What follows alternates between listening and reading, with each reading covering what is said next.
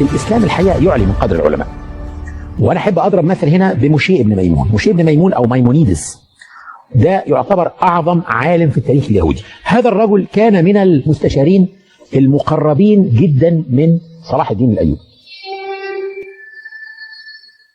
مسألة بقى يهودي مسيحي مسلم دي حاجة شخصية بين الإنسان وبين ربنا، إنما عالم دي مش حاجة شخصية.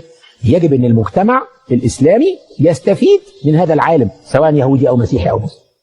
محاكم التفتيش من الحاجات اللي اتعملت في أوروبا وأدت إلى أن يطلع واحد زي كارل ماركس يقول هذا الكلام على الدين، لأن للأسف الشديد كان بيحاكم الناس على عقائدها، إنما الإسلام يعطي حرية العقيدة.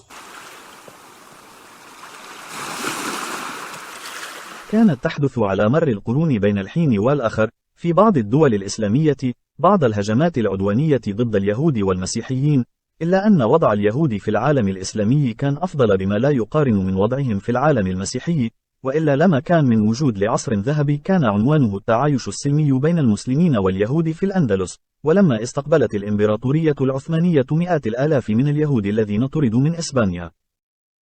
ولا ننسى هنا أنه حتى الطبيب اليهودي المعروف الذي يعتبر من أعظم المفكرين في عصره الحاخام موسى بن ميمون الذي يعرف في أوروبا المسيحية باسم ميمونيدس قد ارتقى وأصبح طبيبا والمستشار الشخصي لسلطان المسلمين العظيم صلاح الدين الأيوبي. ويقال إن نصف سكان مدينة القاهرة ساروا خلف جنازته حين وفاته في عام 1204.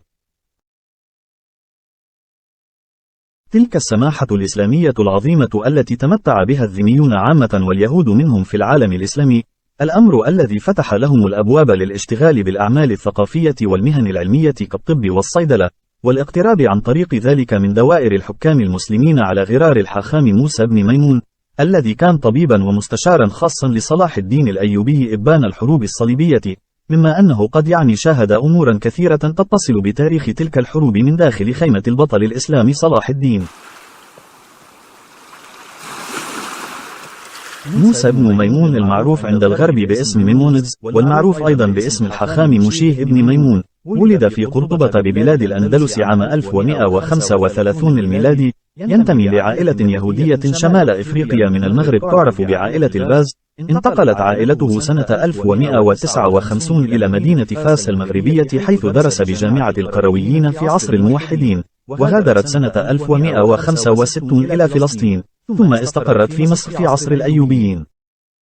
عاش ابن ميمون في مصر حتى وفاته عام 1204. عمل في البلاد نقيبا للطائفة اليهودية وطبيبا ومستشارا في بلاط السلطان صلاح الدين الأيوبي، وكذلك ولده الملك الأفضل علي.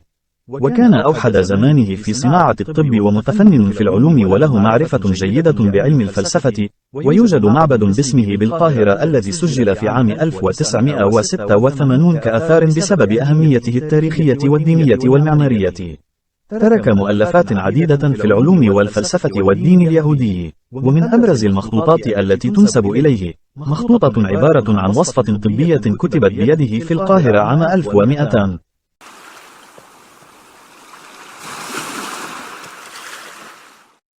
موسى ابن ميمون يهودي عالم من علماء قرطبة. هذا هو موسى ابن ميمون. موسى ابن ميمون من أهل الكتاب، يعني هو يهودي بقي يهوديا، لكنه أحد أهم العلماء الذين أو الطلاب الذين تتلمذوا على يد ابن رشد. بتعرفوا في تلك الفترة كانت الدولة الموحدية أو دولة الموحدين، وكانت الدولة الأيوبية أيضا، هم اللي كانوا على وجه الكرة الأرضية، يعني إمبراطوريات إسلامية ضخمة جدا. طبعا هو انتقل من قرطبة إلى فاس إلى المغرب ومن ثم إلى القاهرة. طبعا معلومة مهمة جدا إنه هو كان المستشار والطبيب الشخصي لصلاح الدين الأيوبي. مهمة جدا هاي المعلومة.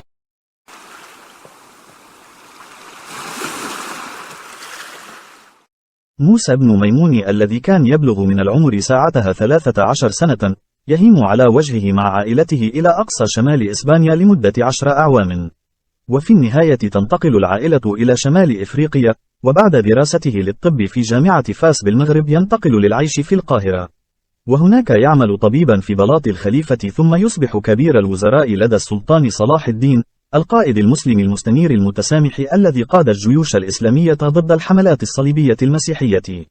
ولا تعتبر مسألة لجوء ابن ميمون للهرب في شمال إفريقيا من قيود الإسلام الشديدة بدلا من أوروبا مجرد مصادفة. فابن ميمون لم يلجأ إلى أوروبا المسيحية بل إلى شمال إفريقيا المسلمة، حيث يعرف ابن ميمون وعائلته أن الناس في المراكز الحضرية الإسلامية الرئيسة أكثر تسامحا وتفتحا عقليا عن أي أحد في القرن الاثنى عشر في أوروبا.